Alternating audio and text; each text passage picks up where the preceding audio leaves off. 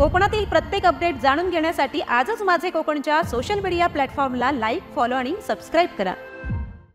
रामेश्वर शिक्षण संस्था संचालित रामेश्वर औद्योगिक प्रशिक्षण संस्था दाभिळ येथे 2023 ते 2025 मध्ये प्रवेशित प्रथम बॅचच्या प्रशिक्षणार्थींचा निरोप समारंभ दिनांक 12 जुलै 2025 रोजी उत्साहात आणि प्रेरणादायी वातावरणात संपन्न झाला।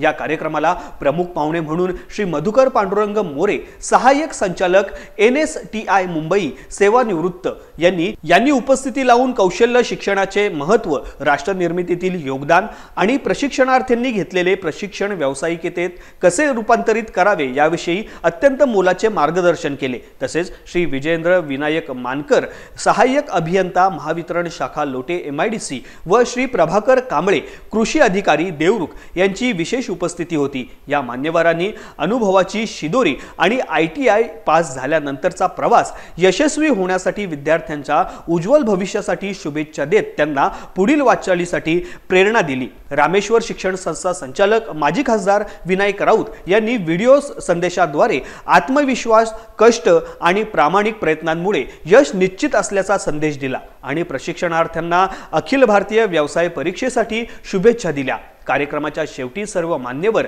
आणि प्रशिक्षणार्थींच्या हस्ते वृक्षारोपण करून पर्यावरण संवर्धनाचा महत्त्वपूर्ण संदेश देण्यात आला।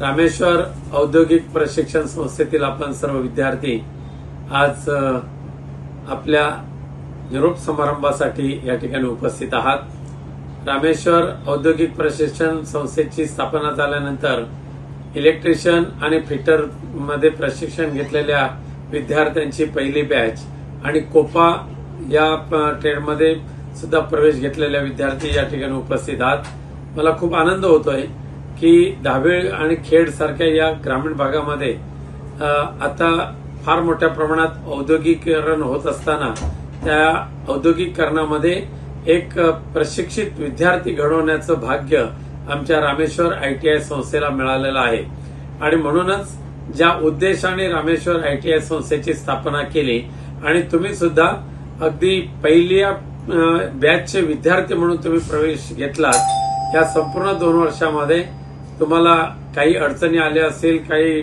समस्या सोसाव्या लागल्या असतील, परंतु त्याची पर्वा न करता तुम्ही चांगल्या पद्धतीचं प्रशिक्षण पूर्ण केलेलं आहात। रामेश्वर ITI संस्थेतील सर्व प्रशिक्षित शिक्षकांनी सुद्धा अत्यंत मेहनत घेऊन आपल्याला प्रशिक्षित केलेलं आहे। त्यामुळे आजच मला आमचे संदीप शिंदे सर, ढोकळे सर आणि नाझीर भाई यांनी सांगितल्याप्रमाणे कोपाच्या पहिल्या बॅचच्या विद्यार्थ्यांपैकी बऱ्याच जणांना प्लेसमेंट तर मिळालेले आहेत, परंतु आपण सुद्धा इलेक्ट्रिशियन आणि फिटर बॅचच्या ट्रेडचे जे विद्यार्थी आहेत त्यांच्यासाठी सुद्धा आता जॉब जवळजवळ ऑपॉर्च्युनिटी ही तयार आहेत। फक्त आता शेवटची एक्झाम तुमची झाली की मला खात्री आहे की तुम्हाला नोकरीसाठी म्हणून फिरावं लागणार नाही, तर नोकरीचे दरवाजे तुमच्यासाठी उघडे करून देण्याचं काम रामेश्वर औद्योगिक प्रशिक्षण संस्थेने केलेलं आहे।